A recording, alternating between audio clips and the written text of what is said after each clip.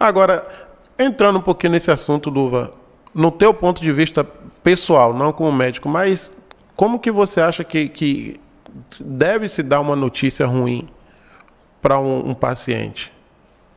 Léo, primeiro, o paciente tem o direito de saber. Já foi o tempo que você escondia o diagnóstico do paciente e passava para um familiar. Diz, olha, sua mãe está com isso, assim, assim, assim, seu pai está com isso, assim, assim.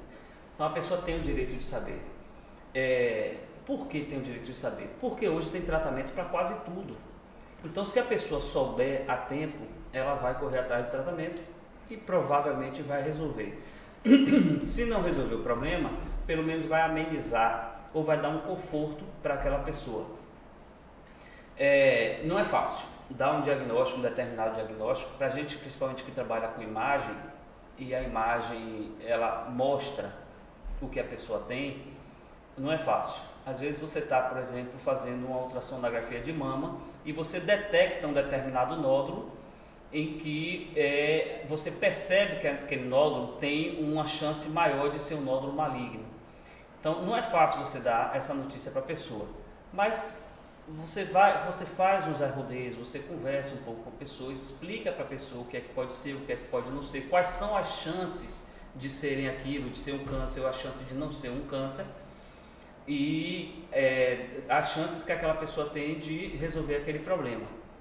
Quando você apresenta as possibilidades para a pessoa de tratamento, ela já fica mais tranquila, entendeu? Normalmente a pessoa já conhece um caso, ou na família, um vizinho, um amigo, ou já viu na televisão, já conhece casos parecidos com ele, é mesmo, fulano teve e está bem. Então isso já facilita um pouco também.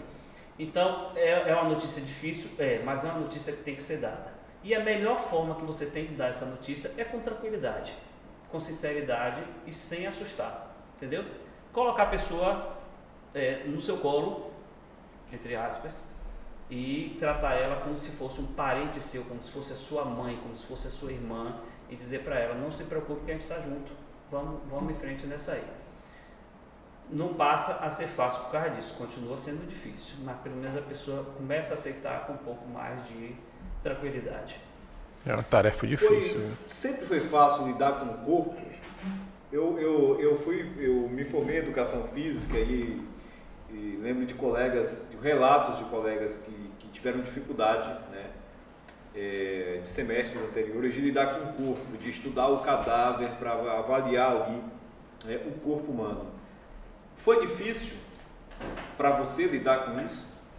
Lidar com o corpo humano, tocar o corpo humano, né? Lucas, não, nunca tive essa dificuldade não, até por causa do histórico da minha família, né? Histórico de médicos, tem precedentes, né? De médicos na minha família, então isso já fazia parte do meu dia a dia, não propriamente do meu dia a dia, mas das conversas dentro de casa, meu avô, meu pai mesmo, minha esposa, então quando eu comecei a lidar com medicina, eu já tinha isso de uma forma mais ou menos natural. Quando eu me formei em medicina, que eu comecei a trabalhar, minha grande mestra foi minha esposa.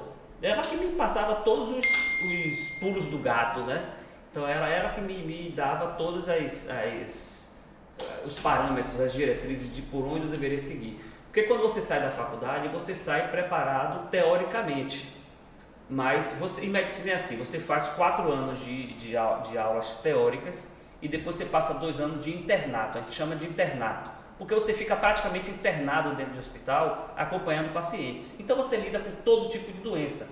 Só que você sai do hospital preparado para lidar com o lúpus eritematoso sistêmico e não sai preparado para lidar com uma escabiose. Por quê? É uma doença simples, você não vê isso no hospital das clínicas. Você não vê isso no HGE. Você vai ver isso no posto de saúde, no hospital do interior, porque são doenças simples. Você não lida com isso na faculdade, nos grandes hospitais, onde normalmente tem estágios para a gente fazer. Então, minha esposa era que me dava os parâmetros. Olha, isso assim, assim, isso assim, assim, isso assim, assim. A gente ia política, estudava, não sei o que. Então se for assim, faz isso. Se não for assim, faz... E se tal medicação interagir com tal coisa? Então, essa história familiar facilitou um pouco de lidar com pessoas, de lidar com o ser humano.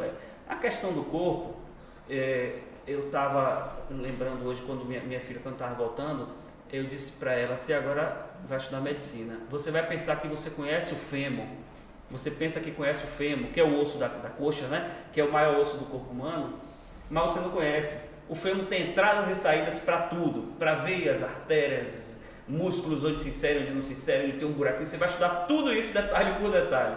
E não é fácil. Mas o corpo humano é complexo. Duva, você falou que convivia com isso na família. Teve algum episódio do teu avô em que ele fez algum procedimento cirúrgico que chamou a atenção?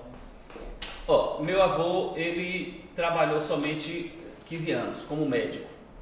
Ele era cirurgião e ele trabalhou no interior, abriu 9 casas de saúde no interior da Bahia, Goiás e Minas Gerais. E quando ele fez a 9ª casa de saúde, ele veio para Salvador para abrir a 10ª casa de saúde dele.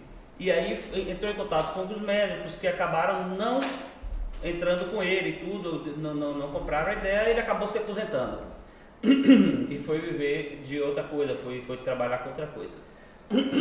Desculpa. Então, só que meu avô escreveu um livro chamado Memórias de um Cirurgião. E adivinhe, quem digitou esse livro para ele fui eu. Na verdade, eu comecei datilografando o livro dele, que era na máquina de escrever. Depois que surgiu o computador foi que eu vim começar a digitar. Então tem muitas histórias. Dentre 2.000 cirurgias que ele fez, ele perdeu 2. Uma dessas foi de um caso, olha que coisa interessante. O menino foi operado, não sei qual foi o caso exatamente, o menino foi operado e a enfermeira de meu avô era minha avó. Naquele tempo não tinha assim, as profissões não eram bem definidas. Então minha avó que era a enfermeira de meu avô. Então minha avó orientou a mãe que o menino não podia beber água. Tinha acabado a cirurgia, não podia beber água. Aí a mãe dormiu. O menino levantou, foi na torneira, bebeu um bocado de água. Aí isso foi um vizinho, né, uma pessoa que estava na outra cama que falou para ela, para minha avó. E esse menino acabou falecendo. Então foi muito triste, foi um caso muito triste, entendeu? E ele disse que sofreu muito com isso, porque, poxa, era uma vida que tinha passado por ele, que ele tinha tentado salvar e acabou acontecendo uma tragédia dessa. E teve um outro caso curioso também de meu avô, isso tudo eu sei dos livros dele, do livro dele, que eu acompanhei. Então, um paciente tinha tomado um tiro e tinha ido parar na clínica dele, no hospital dele. E ele analisou o paciente e disse, esse paciente não tem jeito, não tem como eu salvar a vida dele. Aí os parentes, doutor, por favor, doutor, dá um jeitinho. Eu disse, gente, se eu abrir ele vai ser pior, não tem como eu garantir a sobrevivência dele. Se eu abrir ele aqui, eu vou desestabilizar ele e ele vai morrer na mesa de cirurgia.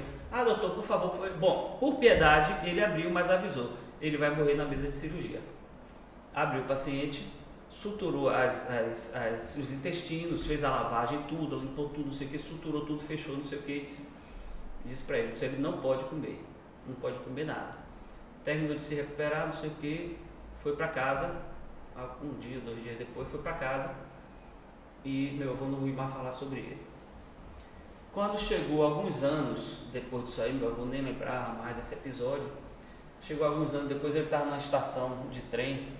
E aí uma pessoa bateu no ombro dele e disse, doutor, o nome de meu avô era Oduvaldo também. Oduvaldo. Mas o nome de guerra dele era Dr. Barros. Era Oduvaldo Patrício de Barros, o nome de guerra dele era Barros, Dr. Barros.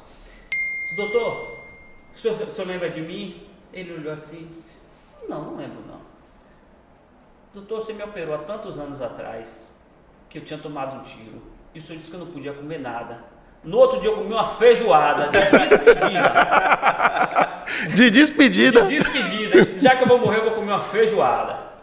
E tava lá, anos depois, vivo.